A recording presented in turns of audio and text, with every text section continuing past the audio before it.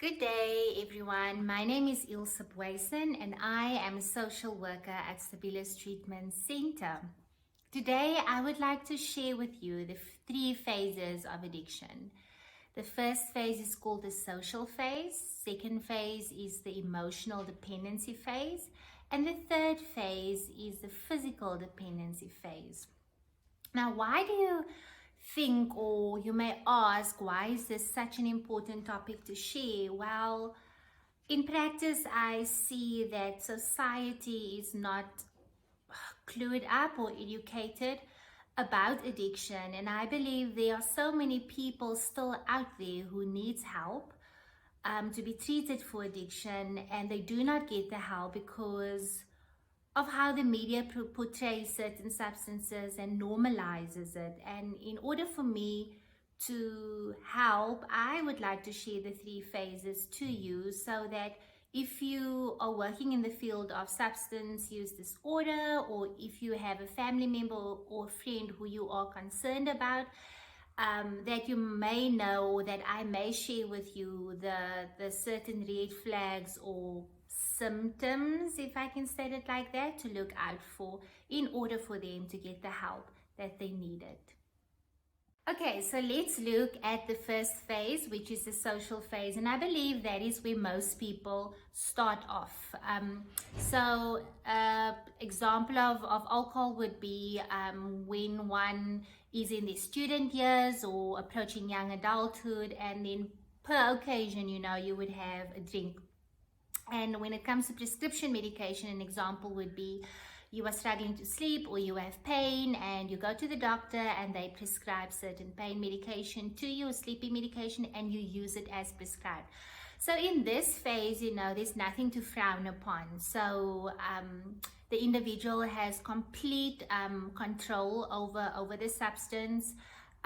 There's no emotional costs involved, but what is important to note here is that when one is in the social phase, you make a positive discovery about the substance. An example that I can use is, let's say you're really stressed at work, and on a Saturday, at a wedding or at a braai or a social event, you have one drink. You realize, oh, I actually relax. Like when I take this drink, I actually relax. So that is a positive discovery that you will then make, and your brain stores it as a memory. So usually in the social phase, there's even times where the individual will be able to say no, like they will decide and they will discipline themselves. Let's say you have a test that you have to write tomorrow, and then the previous evening your friends are drinking. You will be able to say, you know what, no, I'm not going to take something to drink because I am writing a test. So I think the gist of this phase is that the individual has full control. The substance does not control their lives. They have self-discipline. They are able to say no. But the red flag is, though, that your brain and your body makes a positive discovery. Also, another example of a positive discovery is if you are a very introverted person and you realize that, oh, if I have a drink or two, I am able to make conversation, I'm able to engage in small talk. And that is also a memory that one's brain stores. Okay, so let's look at the second phase, which is the emotional dependency phase. And I must tell you, at our facility at Stabilis, most patients that are admitted there specifically for alcohol dependency are in this phase. And at this stage, what is important is that the individual still has a form of control. So the individual will make, or the patients that I'm treating will say, but I am functional, I put food on the table, I go to work, so I don't have a problem. But the problem in this phase is despite the individual having moments of control, they also have moments where they experience a loss of control. So there will be certain occasions or incidents where they would just not stop drinking. They can't say no, they can't stop, they can't remember what happened the previous night. Another characteristic of this phase is that the individual becomes very creative in the sense that now, because they are developing a dependency, they want to create opportunities to drink more. So they will maybe, for an example, justify like women or men who cooks in the evening, they will justify and say, I had such a stressed day at work, I still need to cook, so I will pour my glass of red wine. And they will use that as an excuse, or they will create that occasion to have something to drink. And at this stage, the people close to the individual realizes, but your drinking or your medication usage or your drug, it's if maybe initially started with dacha, now it's moving over to something else. It's changing, there's a pattern developing here. Whereas, for example, in the week they didn't drink at all, but over weekends now, every weekend they have to have something to drink in the house, or have to go out with their friends. So the family members, the employers, people close to this individual start picking up on these red flags. And of course, they start asking questions, but coming from a place where they care about the individual. So they, conflict and confrontation will arise. And what happens in most cases, the individual will then retaliate, and they will use defense mechanisms like blaming, saying, I work so hard, or being in denial and say, have you seen so-and-so's wife or husband, how they drink? I don't drink like them. They will minimize their drinking by saying, I don't drink every day, it's only weekends. And so the defense mechanisms just continues. And what is very dangerous about this phase specifically is that obviously life happens. I mean, right now we are in the middle of a pandemic.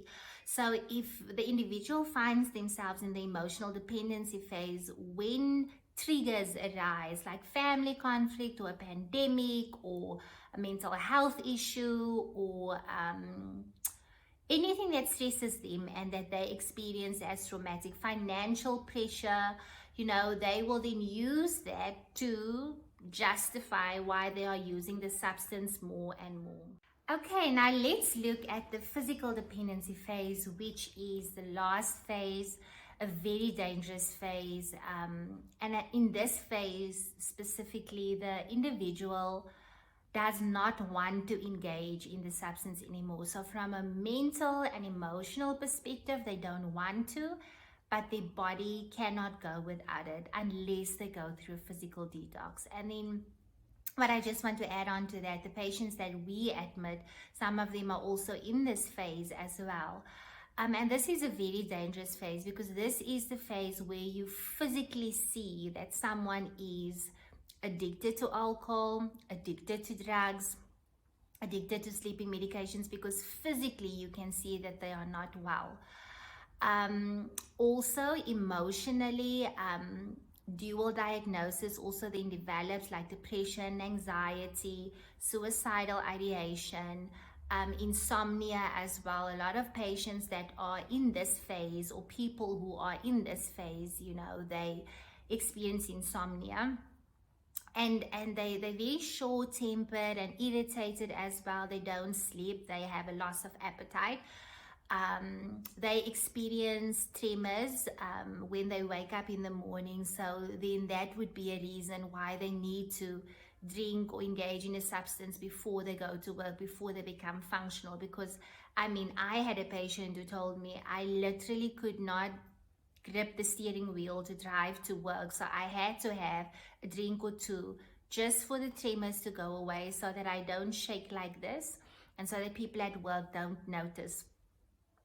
So this is really a dangerous phase. Individuals in this phase as well, also when they don't drink over a period of time, or even while they are drinking or engaging in the substance, they get fits, epileptic fits or seizures as well, convulsions.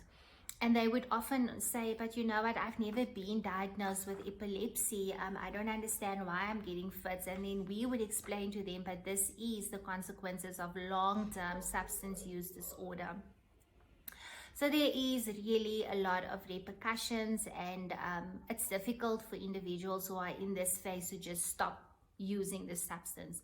So they would then often have to go to a rehab or have to go to a hospital to detox, and that is important because they can literally lose their lives.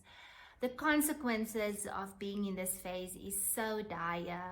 I mean, you clash with the law, so you drive while you're under the influence, or under the influence of drugs or alcohol. You start selling drugs, you start transporting it in your vehicle, so you don't oblige to the rules of the country anymore. It can mean divorce, it can mean developing chronic illnesses, it can mean death, imprisonment as well, financial pressure, you can lose your job. There's so many repercussions. And with that being said, I am not saying that it can't happen in the previous phase as well. It can, but in practice, we just see it happen more often in this phase. So that is the 3 phases of addiction.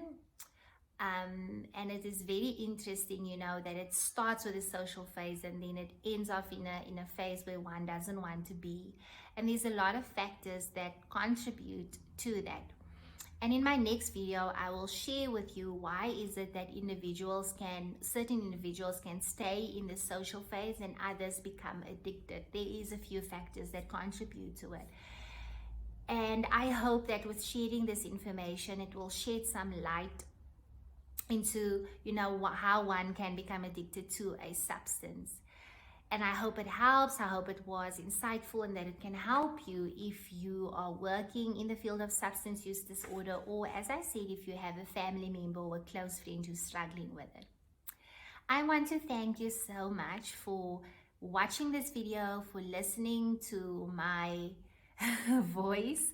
I hope you learned something today, and I would just like to remind you to please subscribe to our channel, to comment in the comment section if you have any questions or just want to comment, just to want to add something or say something, and to also please like this video. Thank you so much. Bye.